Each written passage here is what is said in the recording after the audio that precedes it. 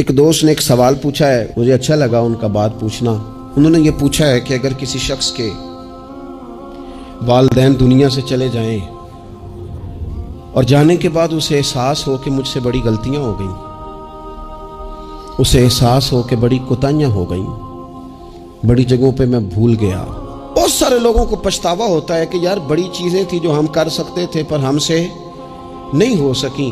انہوں نے پوچھا جی کوئی اب بھی کوئی اس کا حل ہے؟ تو میں نے کہا ہے نا، ہم رسول رحمت کے ماننے والے ہیں صلی اللہ تعالی علیہ وسلم۔ نبی پاک صلی اللہ تعالی علیہ وسلم نے ارشاد فرمایا، الترغیب والترہیب میں حدیث موجود ہے، حضرت انس بن مالک رضی اللہ تعالیٰ عنہ حدیث کے راوی ہیں۔ اللہ کے پیارے حبیب علیہ الصلوۃ والسلام نے فرمایا، جس بندے کے والدین یا دونوں میں سے کوئی ایک انتقال کر جائے اور وہ معاذ اللہ ان کا نافرمان ہو، تو فرمایا پھر ان کے لیے دعا کرتا رہے، استغفار کرتا رہے، کرتا رہے، کرتا رہے، کرتا رہے، امید ہے اللہ اسے نیکوکاروں میں لکھ دے گا، وہ فرما برداروں میں آ جائے گا۔ شرط یہ ہے کہ وہ ان کے لیے استغفار کرے، دعائے مغفرت کرے۔ اب ان کے لیے وہ اب ہی شروع کر دے ان کو یاد کرنا، اب ہی اس مقام پر آ جائے، اب ہی کچھ سوچ لے، تو اللہ تعالیٰ کی بارگاہ سے کرم کی امید ہے کہ اللہ اس نے جو زندگی میں اس سے غلطیاں ہو گئی، رب اس کی ان غلطیوں کو معاف کر دے گا۔ روز استغفار کرے۔ ایک دوست نے مجھ سے ایک دفعہ پوچھا تھا کہ حضرت صاحب والدین چلے گئے ہیں، ان کے لیے کیا کروں؟ تو بڑی بڑی چیزیں بھی کی جا سکتی ہیں، لیکن میں نے اپنے اس محبت والے دوست کو یہ محبت والا مشورہ دیا تھا کہ میں چونکہ آپ کو جانتا ہوں آپ نماز میں کوتاہی کرتے ہیں، آپ نہ نماز پڑھنی شروع کر دیں۔ وہ کہنے لگے جی وہ تو میں پڑھوں گا، والدین کے لیے کیا کروں؟ میں نے کہا نماز پڑھیں، ہر نماز کی آخری رکعت میں کہو گے نا ربنا اغفر لی ولی کہو گے نا ہر نماز میں، تو کتنا بڑا اجر ملے گا آپ کے والدین کو۔ اور پھر وہ سارا اسلوب کہ پہلے آپ نے قیام کیا، پھر آپ نے رکوع کیا، پھر آپ نے سجدہ کیا، پھر آپ التحیات میں بیٹھے، پہلے آپ نے اللہ کی بارگاہ کے اندر اس کی عبادت کرنے کا دھم بنا، پھر اس کی وحدانیت کی شہادت دی، پھر اس کے محبوب پر درود پڑھا۔ اتنے سارے کام کر کے اب آپ نے آخر میں کہا ربنا اغفر لی والدیّ، یا اللہ مجھے بخش دے اور میرے والدین کو بخش دے۔ تو بتائیے اللہ کتنا کرم فرمائے گا۔ ایک آدمی تھا تو اس کی بیوی انتقال کر گئی اور اس نے طلاق دے دی۔ 10-11 سال کا اس کا بیٹا تھا، اس نے دوسری شادی کر لی۔ ایک دن اپنے بیٹے سے کہنے لگا، بیٹے وہ سگی اماں ٹھیک تھی یا یہ والی ٹھیک ہے؟ تو بیٹا کہنے لگا، ابا جی یہ ٹھیک ہے، وہ سگی امی جھوٹ بڑے بولتی تھی، سگی امی جھوٹ بڑے بولتی تھی، جھوٹی تھی، یہ سچی ہے۔ اس نے کہا بیوقوف تیری ماں جھوٹی تھی؟ اس نے کہا ابا بڑی۔ کہا کس طرح؟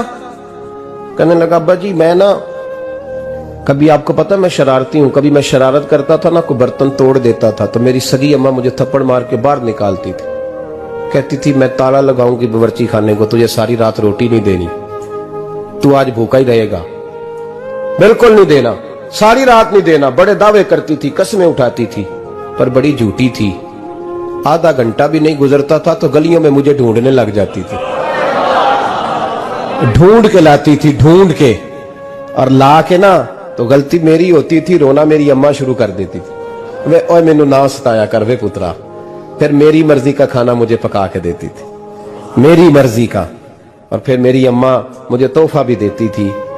ابا جی وہ جھوٹی تھی، پہلے کہہ رہی تھی ساری رات نہیں دینا، اب آدھا گھنٹہ۔ یہ بڑی سچی ہے جو آپ بھائی ہے، میں شرارت کرتا ہوں تو تھپڑ مار کے نکال دیتی ہے، کہتی ہے روٹی نہیں دینی، پھر میں ساری رات رو کے گزارتا ہوں پر نہیں دیتی۔ یہ سچی ہے، وہ جھوٹی تھی۔ تم ماں کے درد کو کیا سمجھے؟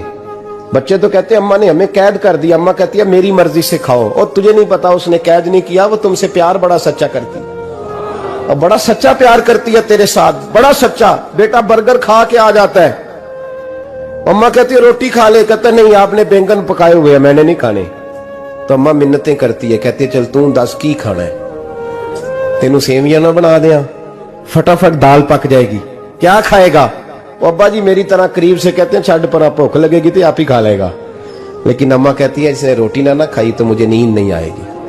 تو اس درد کو سمجھنا، ماں کے سینے میں نا، دیکھیں نا ایک بچی ہوتی ہے BA وہ اس نے کر لیا، اس کی اماں روز کہتی ہے بیٹے سویرے اٹھا کر सास के पास जाएगी तो वो कहेगी कि इसकी अम्मा ने सवेरे उठना सिखाया ही नहीं। अब हम बेटी कहती है अम्मा जी दो जावांगी वेखी जाएगी। अच्छा उसकी शादी हो गई, उसकी सास ने आहिस्ता आहिस्ता शिकवे शुरू कर दिए, खामद से कहने लगी तू इसको उठाता ही नहीं सवेरे। वो भी कहता है कमरे में जाके अम्मा शिकवा करती है तू उठती नहीं। और बच्ची लाडली थी, वो नहीं थी उठती टाइम पे। जिंदगी के 22 साल 23 साल वो सवेरे नहीं उठी, वक्त पे नहीं उठी, मिसाल दे रहा हूं। फिर उसी बेटी को अल्लाह ने एक बेटा अता कर दिया। सुबह 100 आवाज उसकी अम्मा देती थी पर उसकी आंख नहीं खुलती थी, लेकिन उसी बेटी का बेटा सहरी के वक्त हल्का सा रोता है। सारी दुनिया सोई है पर अम्मा उसकी फटाफट जागती है, फटाफट जागती है। मैं गुलाम हूं एक आस्ताने का, और मैं समझता हूं जो किसी का मुरीद ही नहीं उस पर तो साया ही नहीं, उसे चाहिए किसी बुजुर्ग का साया हासिल करे।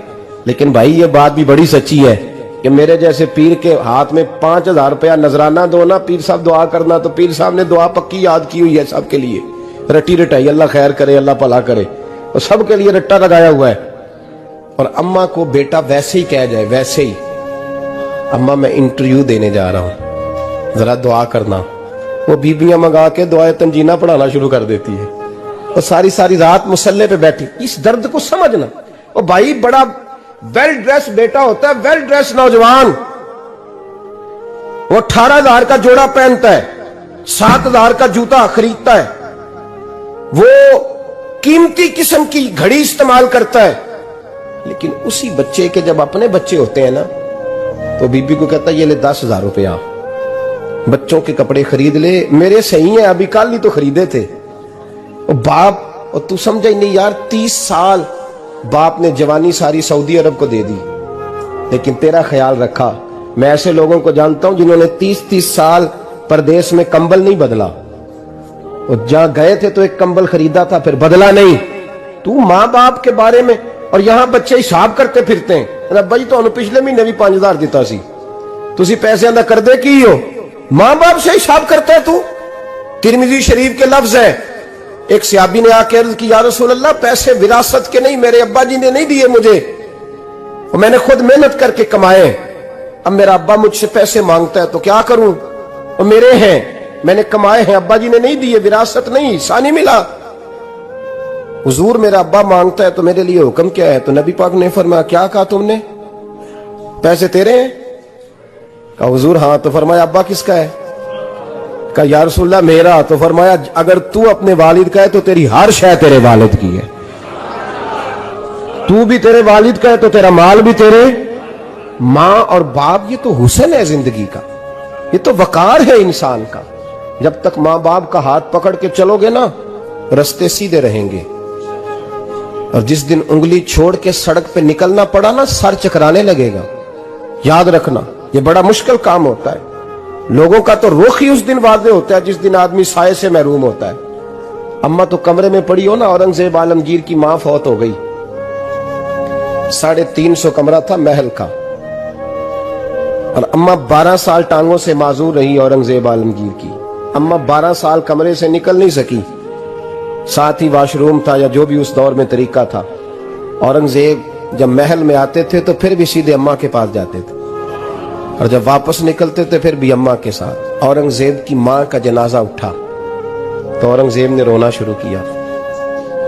फिर सालों बीत गए पर उसके आंसू खुश्क नहीं होते थे। एक शख्स ने कहा तेरी कोई अनोखी मर गई है, सारी दुनिया की मरती हैं। उसने कहा मैं बादशाह हूं, 24 घंटे लोगों का आना जाना है, बड़े दबदबे हैं, बड़े डेरेदारियां हैं, बड़ी भैंसें, बड़ी गायें, बड़े खाने वाले, बड़े लांगरी।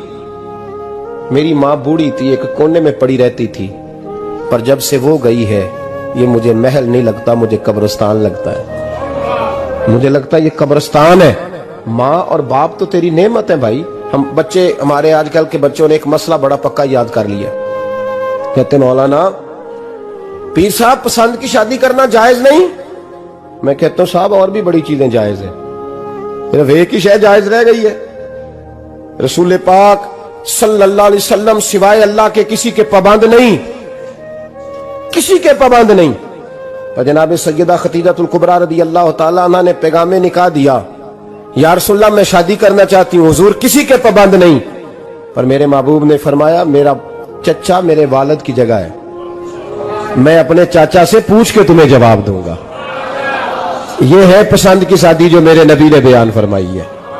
تو سارا کچھ کراس کر کر کے گزر جاتا ہے، یہاں تو حال یہ ہے کہ پالنے والا کوئی اور سائے میں بیٹھنے والا، باغ تیرے دی کر کر راکھی میں ساری عمر گزاری، تو جدوں اے پھل پکن تے آیا تے لے گئے ہور بپاری۔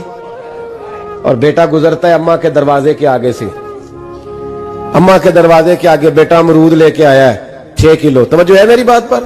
ادھر دیکھیں نہیں، چھوڑیں تھوڑی دیر ہماری سنیں۔ وہ امرود لے کے آیا 5-6 کلو، تو اماں کے دروازے کے قریب سے گزر گیا رات کو، تو کمائی کھانے کا ٹائم آیا نا، تو گزر گیا، تو وہ وزیر اعظم سے ڈرتا ہے نا، تو جا کے بی بی سے کہتا ہے بی بی کے حقوق دینا بھی رسول اللہ کی سنت ہے، لیکن یہ کیا بات ہوئی، تو نے بیوی اور ماں کا مقابلہ شروع کرا دیا، سمجھ تو صحیح، یہ تیرے لیے کعبے کی جگہ ہے اور تو بیوی کے لیے کعبے کی جگہ ہے، اسے بھی سمجھنا چاہیے، غور کرنا چاہیے۔ 5 کلو امرود لے کے تو ماں کے کمرے کے قریب سے گزر گیا ہے، بی بی کو جا کے کہتا ہے چل آدھا کلو اماں کو بھی دے آ، اس کے کون سے دانت ہیں، تو پلیٹ میں ڈال کے وہ لائی ہے، تو سمجھا ہی نہیں، تو نے غور ہی نہیں کیا۔ بندہ تو وہ ٹھیک نہیں تھا نیپولین، پر کسی نے اس سے پوچھا تھا بتا زندگی میں پیسے لینے کا مزہ کب آیا؟ اس نے کہا کہ مجھے مزہ تب آتا تھا کہ میں اپنی ساری کمائی لا کے اپنی اماں کے ہاتھ پہ رکھتا تھا، اور پھر جب میں اپنی ماں سے تھوڑا تھوڑا خرچہ لیتا تھا نا، تھوڑا تھوڑا، توجہ ہے میری بات پہ؟ اماں جی 10 روپے دے آجے، کہتا جب میں تھوڑا تھوڑا خرچہ لیتا تھا نا، تو مجھے یوں لگتا تھا جیسے میں بادشاہ وقت کے سامنے کھڑا ہوں اور وہ خزانے کا منہ کھول کھول کے مجھے دیتا جا رہا ہے۔ تو اس ذائقے کو سمجھ تو صحیح بھائی، تو اس کو سمجھ تو صحیح بھائی، یاد رکھیں اور غور کریں، ماں اور باپ۔ اور پھر یہ بھی سن لیں، نبی پاک صلی اللہ تعالی علیہ وآلہ وسلم نے ماں باپ کے لیے فرمایا ہما جنتک و نارک، یہی تیری جنت ہے اور یہی تیرے لیے جہنم ہے، اگر یہ راضی ہو گئے تو تیرے لیے جنت ہے، ناراض ہو گئے تو چاہے تو ایک 100 پیر کے مزار پہ حاضری دے آ، لیکن جب تک ابا راضی نہیں اتنی دیر تک اللہ راضی۔ یہ حدیث پاک ہے، حضور نے فرمایا جس کے والد راضی اس کا اللہ راضی، اور جس کا باپ ناراض اس کا اللہ۔